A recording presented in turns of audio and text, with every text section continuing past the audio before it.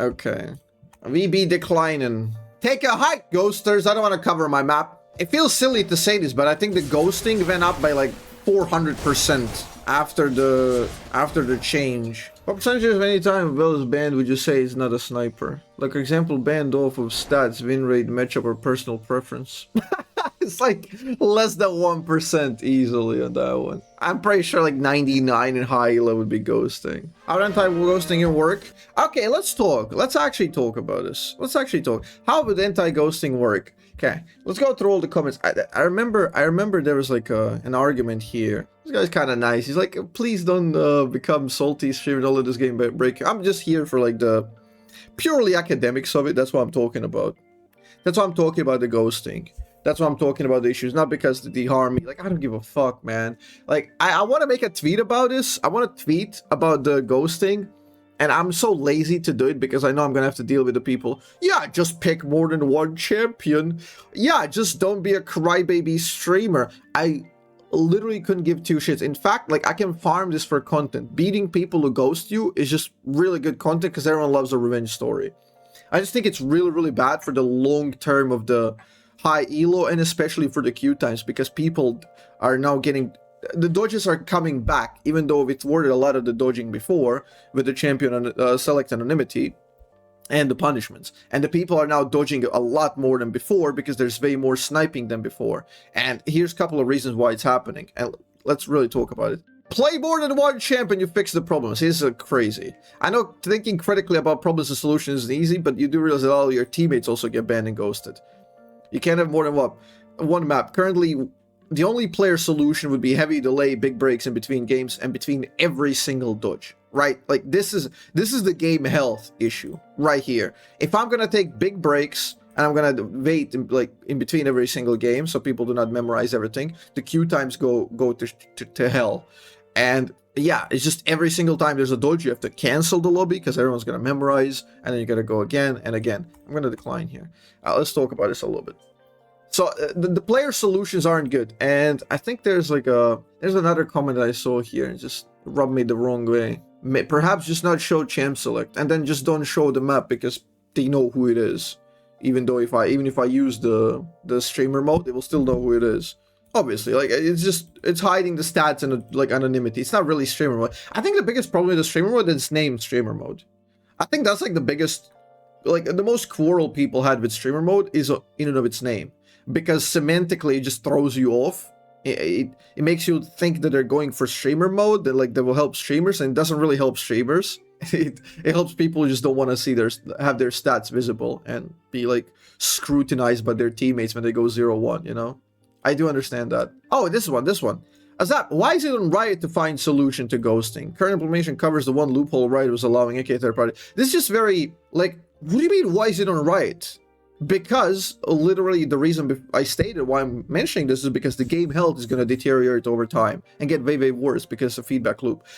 Like, what do you mean, why is it on Riot? It's their game. It's in their best interest that people are spending a lot of time in game and playing the games and not in the stupid metagaming outside of the game. Why is it Riot to fix it? And a lot of people are saying like Riot did everything they could. They fixed that one loophole.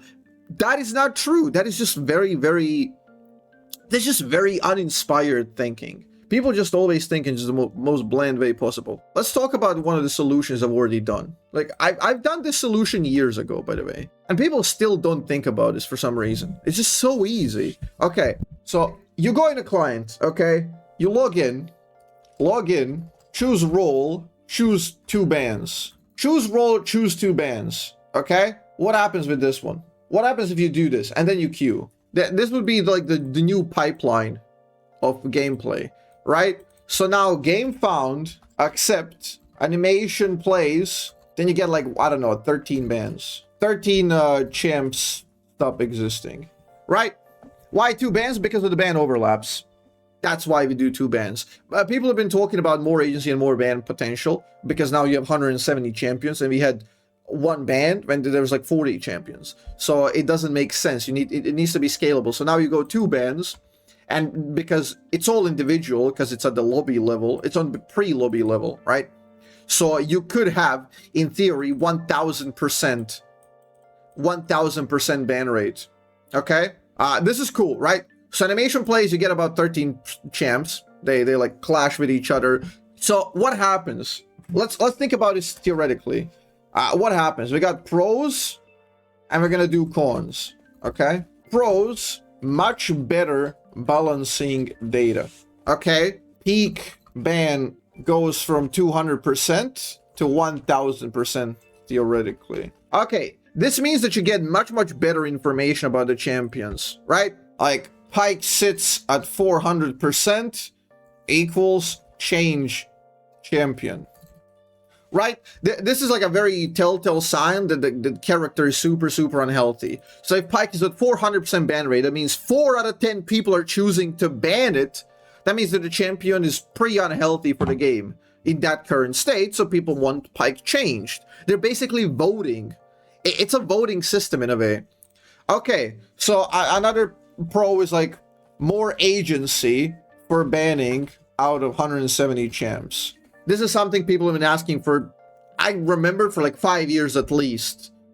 For 5 years at least. So they get more agency there. Okay, much faster queue. You get much faster queue time. Why? Because you're not wasting pointless time on going like ban, pick, and then somebody's gonna dodge because of the ban earlier that happened. You don't waste time on that bullshit. So you get much faster queue time. There are cons. Okay, here, like a loss of tactical team ban coordination. Right? You're gonna be losing the ability to coordinate tactically bans with the team. This is a super rare thing that happens when you hover multiple champs and people haven't already banned. The thing is, like, this is better because bans are emotional in a way. Nobody really uses bans tactically. This is like super rare thing that happens. And you know what's the problem with this one? It's very difficult to distinguish when people are doing the coordination and when somebody's ghosting and you're partaking in somebody else's foul play. Okay? If I get somebody in high elo tell me, you should ban Pyke, or you should ban Qiyana, I'm not thinking Qiyana is a bad champion for the champion and he's gonna pick and he needs 2 bans for himself. I'm thinking, this guy's ghosting! This guy knows that there's a streamer Qiyana on the enemy team. That's what I'm thinking, 9 out of 10 times, easily. So, this is like not a big deal, in my opinion. Also, in a way, you get more... You get to get more randomness and variety. This is very good for solo queue health. You get more randomness and more variety for sure. Obviously for solo queue only. Obviously, it's not like a tournament setting. This is how you optimize the solo queue, right? You will get more randomness, more variety, way less ghosting, and target banning, right? Because if you want to target ban a person or a streamer, let's say you see a streamer's in queue and now you're queuing up, you change your bans. You have to cancel your own thing, cancel your own queue time, change the bans onto banning like that specific streamer you want to play against. You go in a lobby and now, because you don't know you're against him, you have 50-50 chance to ban your own teammate. So all of a sudden, ghosting and target banning is ineffective. Ineffective strategy. Not only do you have 50% chance to ban your own guy, but also by the time you change that shit, this guy's found the game, you're left out, and you gotta change again for the other guy you want to ghost. Right? So ghosting becomes way less effective. Okay, let's talk about the cons. Banning your own champ. Okay? Your own teammate champ. Okay, this one goes hand in hand with this one. You get more randomness, more variety, which pushes true skill. We can define what true skill is, but it pushes more true skill, more fluid skill, right? Fluid skill. Fluid skill gets rewarded more, which is basically turning any circumstance in percent chance to turn any circumstance in a win. That's it. So, sure, you can ban your own champ. This is, again, feels weird for me to advocate because I prefer playing VelKoz, and I'm fully like understanding my own teammate could ban my own champ, which could be a little bit problematic. But again, I'm for this. I'm for this, and I think it would be fun. It would produce more variety in the game. Now you can also make it so you can like there's ways to to pick around here. You can have a preferred champion even in the role, so your teammates cannot ban that one, and then you go into a regular draft and shit. I prefer this version. It's more true. The thing is, it will be like a 100% accidental ban, so your teammate couldn't have known that he's playing with you, so there will not be any hard feelings. It's just circumstance. People will get used to it. It's just the circumstance of the situation, and now you gotta do the best what you can with that situation. Simple as that, right? So I think these are the two major, two cons. I don't think they're major. This is like fucking near pointless in solo queue, and this one is also near pointless in solo queue. This one could, okay, so let's be fair, let's be honest, could produce more dodges in the first month, okay? This is something we gotta be wary of. This could produce more dodges in the first month, but infinitely better in long term, right? Because when people solidify, it's very scalable over time. When people get used to this setting, they will no longer be dodging when their champ gets banned. They will actually just learn how to be more versatile and way better in the long term. So it could produce more dodges for the first month. So you get faster queue times, you get better balanced data, you get more agency per player, you get more randomness and variety, assuming you care about such things. I think I do, and I think the Riot should, if they care about the game health. And you get way less ghosting and target banning. So that is my solution that I wrote down like years ago. Wrote it down and talked about it. And I can't see any more big flaws, really. I really can't see any more big flaws. What if I only enjoy one champ? Play normal games. You do realize your one champ can get banned even this way. It's an elegant solution which addresses a lot more issues, and is tackling the most important one, which is this. Out of all of these and like player satisfaction, player health, this is the one that has the most delta on the player satisfaction. This is like #1 priority. Highest player. It's got the most delta shift on player satisfaction. This is #1. This is the reason Autofill exists, by the way. This right here is the reason Autofill exists. Because this is the #1 thing for player satisfaction. You want faster queue times. When you get less ghosting and less dodging equals, or less ghosting and target banning equals less dodging. Less dodging, again, feeds into faster queue, right? You know what this feeds into? Faster queue, less autofill. Faster queue means less autofill. You have bigger pool of people queuing up, so you get less autofill. No one cares about ghosting, only the top. That's an argument. I think it's a stupid one, but let's go on that. So let's dissect the. Okay, so ours really is this is clearly like overstated. I think we can easily shift this to like here, probably even here. I think it's very likely here because this master elo. This is where ghosting kind of happens. So I think this is very like crazy to not think about it. And my counterpoint to this is like no one cares about ghosting. Only the top 1% of people stream high level. Why would a gold Why would a gold player want to climb if high elo is nothing but ghosting and sniping? Okay? Do you know why I wanted to climb in League of Legends? Because I watched the pros, I watched the best players, and I thought, God, this game looks so fucking cool. This game at the highest level is incredible. I want to be there. I want to face them. I want to play against them. Not I want to stream snipe them while I play against them. That was not one of my goals. That was not one of my goals, because then like it's all fucking pointless. This leads to nihilism and meaningless of the elo. You're deprecating the value of the high elo, and deprecating of the value of the high elo is not a blow to the top 1%. It's not a blow to the top 1%. It's a blow to all who aspire. So in the immediate vicinity, you have at least 10% of player base who aspire to be this top 1%. But it's way more broad than that. So I would reckon it's probably like more 25%, but it's not even that. So if you kill the quality of the highest levels, you kill the aspiration concept. This is the whole reason why we want rewards, okay? Who cares if top 10 get a jacket? or 300, right? Who cares? Like, 300 is like 0.01%. Like, why would I care? Why would I care if 0.01% get the jacket? Because the top 1% gets way better, okay?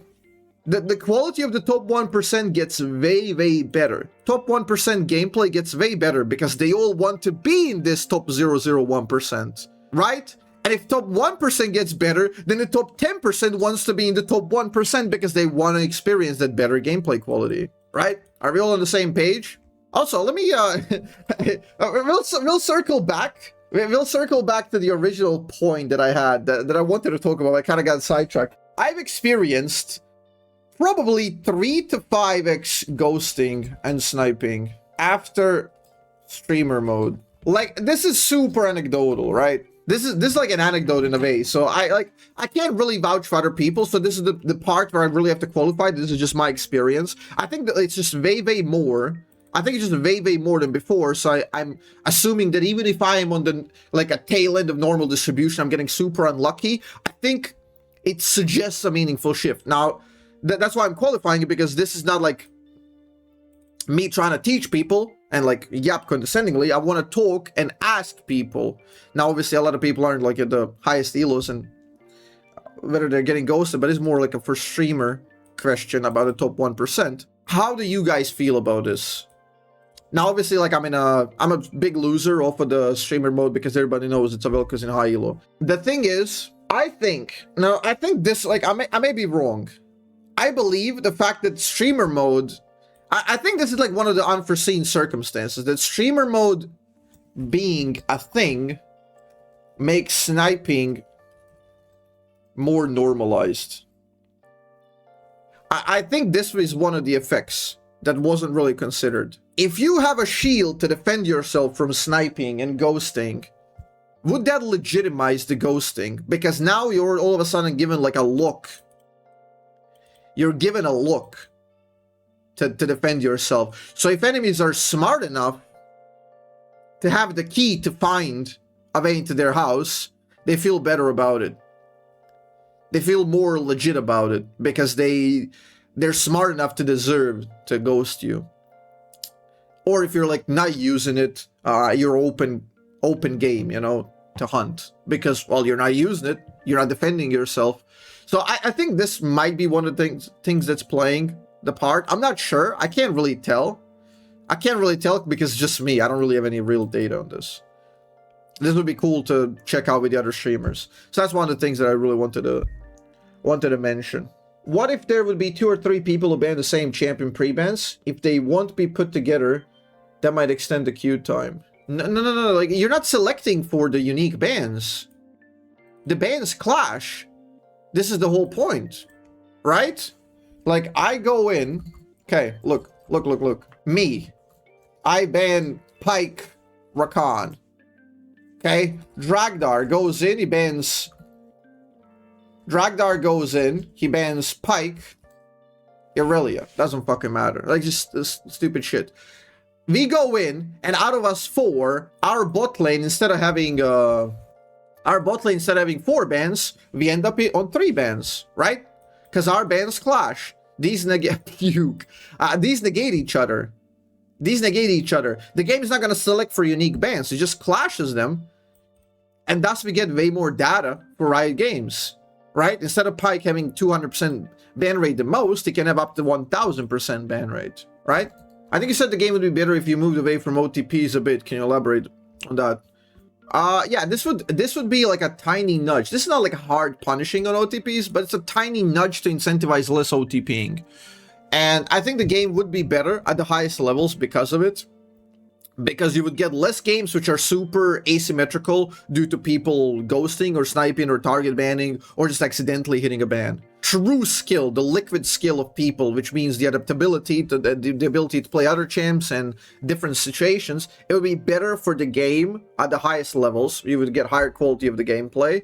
You would get, I mean, we would produce better pro players in the long term, so you have better chances of your region to actually be doing something in the pro play instead of like going to airport like in any % fashion. You just get more games, you know, people would be more versatile. They would get honed in more sharply at the highest levels, so they would actually be better at the game. Means it would be less dodging again. It'd just be better. It would just be better for highest elos to not select for OTPing. I think that the evolutionary pressure to select for OTPing currently is a little bit too strong. This is because of the combinatorics of League of Legends, which I talked about in one of my other videos. It's just the basic statistics and combinatorics. If you just look at the numbers, the value people who spam 1 to 2 champs get over other people is just surreal. The adaptability value for the current meta and the current situation. Like, if you're just spamming like 1 to 2 champs, you're gonna have a big advantage over other people. Or if you ban 2 champs per your lane, but then get autofill, that would be a thing. That would be one of the cons, I think. Like, if autofill, both bans would miss. Again, that would produce more versatility in the game. I don't think that's like a super bad thing. It's a con for sure, because it's going away from the player convenience. I don't think it's a big deal, and also autofill would be way less in this with this setup. You would have way less autofill, so I don't think it's a big deal. But yeah, definitely like one to be listed here. Good argument. Yeah, there you go. Cool.